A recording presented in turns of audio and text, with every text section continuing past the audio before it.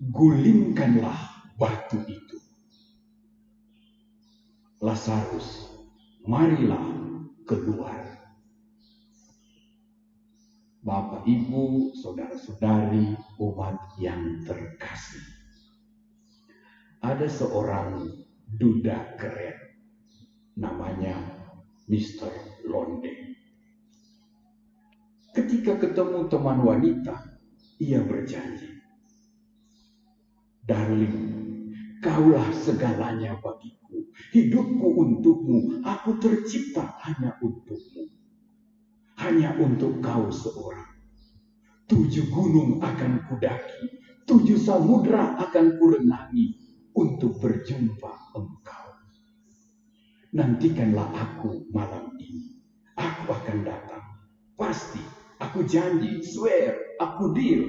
Aku pasti datang. Nantikanlah aku di pintu rumahmu, asal tidak hujan." Ada seorang teman lain, bujangan keren juga. Sahabatnya sakit. Tapi karena dia lagi tugas, dia tetap bekerja terus dan tidak datang. Kemudian ada berita dari keluarga, sahabat yang kau kasihi sudah meninggal. Maka ia memutuskan untuk datang, walaupun sudah hari keempat. Teman-temannya mengingatkan dia, "Jangan pergi. Kau tahu di kota itu kau pernah hampir dibunuh, kau hampir dirajam, kau ditolak orang. Jangan pergi, cari mati namanya." Tapi sahabat ini tetap memutuskan, "Aku akan datang." Dan dia pergi. Apapun resiko yang menantinya. Saudara-saudari, siapakah teman sejati ini? Siapakah sahabat yang sesungguhnya ini? Yang demi sahabatnya dia tidak takut akan mara bahaya yang mengancamnya. Yang demi sahabatnya dia ingin datang apapun resiko yang akan menimpa dia. Dialah Tuhan Yesus. Dialah Tuhan Yesus. Yesus selalu datang membawa harapan, membawa kemungkinan baru, bahkan membawa kehidupan. Kita tahu Yesus datang ke Betania, menghibur Marta dan Maria. Dan Yesus ikut menangis. Dan yang paling dahsyat dan mengagetkan, Yesus katakan, "Gulingkan batu itu." Marta, saudarinya, teriak, "Tuhan, jangan. Sudah 4 hari, sudah berbau, sudah busuk, sudah berbahaya untuk kesehatan kita." Tapi Yesus, yang adalah Tuhan atas kehidupan, berkata, "Lazarus, marilah keluar." Dan dia yang terbungkus kain kafan itu keluar dengan tangan dan kaki yang masih terikat, dengan kain kafan dan kain peluh. Yesus melanjutkan, "Bukalah kain-kain itu." Dan orang-orang pun membantu membukanya, sehingga Lazarus keluar berjalan seperti semula. Seorang sahabat sejati bukan cuma janji palsu, bukan cuma omong doang. Seorang sahabat sejati akan selalu mau hadir, memberi keteguhan, membawa harapan, membawa kehidupan, membawa kebangkitan. Selama ini tidak ada satupun pemimpin agama yang berani berkata, "Akulah Tuhan atas kehidupan, atas kebangkitan." Kristus inilah Tuhan kita. Allah yang menjadi manusia, yang tinggal bersama kita, berjuang bersama kita. Dan hari ini menegaskan, "Akulah Tuhan atas kehidupan. Akulah yang membawa pengharapan. Akulah yang membawa kehidupan pada kematian sekalipun. Bapak, Ibu, saudara-saudariku yang terkasih, hari-hari ini kita sangat terpukul oleh virus mematikan. Kita saat ini tengah dilumpuhkan oleh wabah maut itu.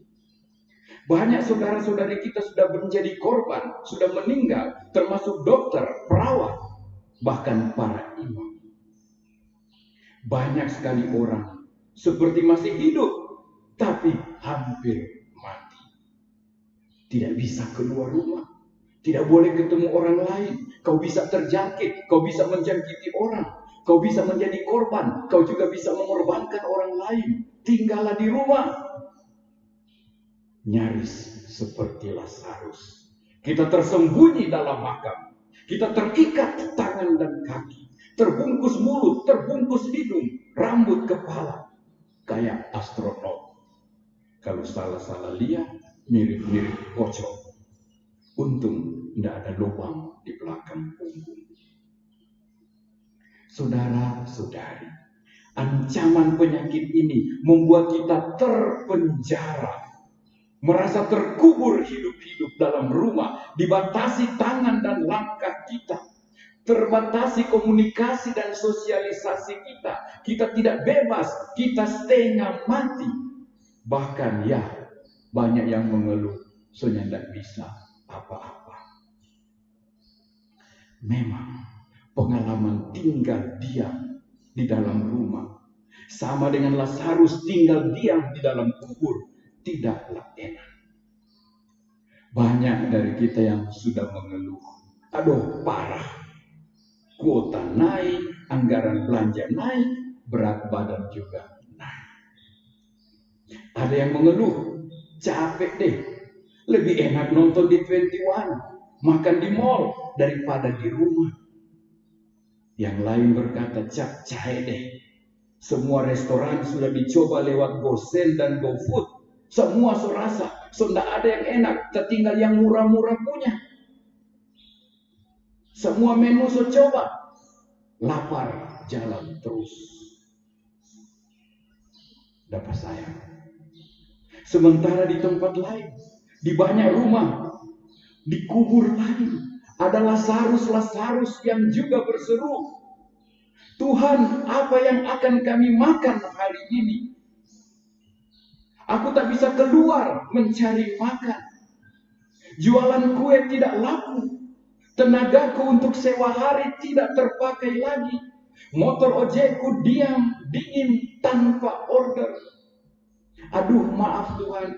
Sedangkan derma hari minggu ini, biar jauh mau beli akan dulu telur dan Indomie. Aduh Tuhan, kenapa ini anak-anak di rumah so semokol, ada balolo le terus-terus. Belum doi pulsa, doi kuota, doi camu-camu. Tuhan, torang serupa Lazarus, terkapar. Mana air matamu?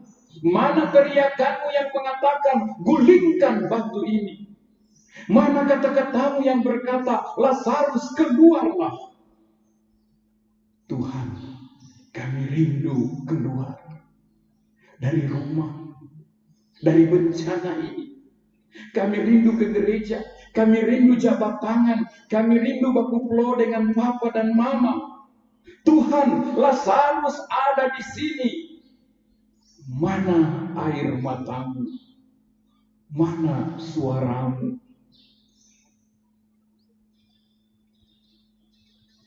Bapak, Ibu, saudara-saudariku, kalau londe tadi takut datang karena ada hujan, maka Tuhan Yesus tetap akan datang menjumpai teman-temannya, sahabat-sahabatnya terkasih. Biar ada resiko. Yesus ada. Yesus tetap menangis. Yesus tetap mau menggulingkan batu dan memanggil kita keluar. Bangkit dari keterpurukan, dari ketakutan, dari kekhawatiran. Benar, Yesus akan hadir hari-hari ini di tengah-tengah kita. Yesus telah hadir lewat pemerintah yang mati-matian mengupayakan bantuan bagi kita dari luar negeri maupun dari dalam negeri sendiri. Ada banyak anggota DPR rela tidak menerima gaji dan menyumbangkannya untuk pengadaan obat-obatan. Melalui mereka, Yesus hadir di pintu rumahmu. Lewat gubernur, bupati, wali kota, camat, lurah, palak, kapolda, panglima kepala udara, laut, darat, dan semua perangkat-perangkat pemerintah yang membantu agar ada cukup persediaan makanan, obat-obatan, agar tidak ada yang menimbun barang-barang kebutuhan, tapi agar semua mendapat apa yang dibutuhkan. Yesus hadir lewat mereka. Lewat pemimpin-pemimpin gereja, pastor paroki, DPP, teristimewa seksi sosial, seksi bencana, lewat ketua-ketua rohani, ketua-ketua wilayah kategorial yang berani, kendati pun ada resiko, pilihan, pihoba, bawa bantuan, usahakan pertolongan bagi domba-dombanya yang berkekurangan, yang terancam kehilangan pekerjaan, kehilangan mata pencaharian, yang betul-betul butuh uluran tangan. Yesus hadir di pintu rumahmu melalui mereka, ketua-ketua wilayah rohani, Kodani, Cik Cena, Cik Meis, Bapak Yosef. Lewatmu, Cik Leni, Ibu Selvi, Pak John, Pak Freddy. Kamu ketua-ketua wilayah, Pak Luther, Pak Martin, yang hari ini ulang tahun. Pak Risa, Bu Lisa, Pak Sony, Ibu Koni, Ibu Diana, Ibu Junaidi, Bro Ruli, Pak Yopi, Pak Hani, Bu Marike.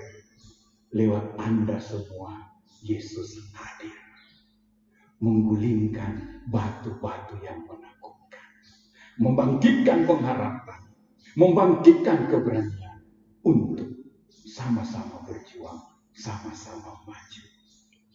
Lewat papa dan mama yang berupaya terus-menerus cari-cari kemungkinan dan jalan supaya ada pekerjaan, yang kendati penuh resiko masih berjuang mencari peras tenaga, sewakan tenaga agar ada doi sedikit buat makan anak-anak, buat sambung hidup.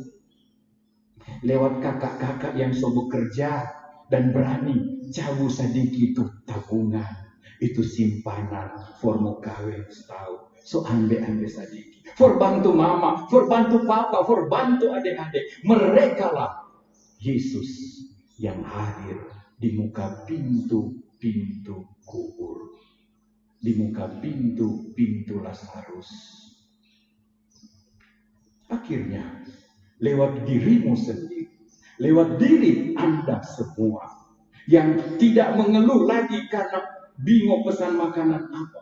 Tapi yang kini lebih rajin, lebih mau hadir, berbagi dengan teman yang lebih malang, yang mau hadir di muka rumah tetangga, yang sedangkan mau cium bau ikan putih, ikan goreng, so tidak pernah.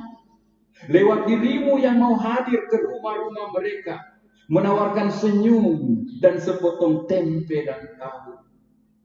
Yesus hadir di rumah tetangga-tetanggamu lewat dirimu.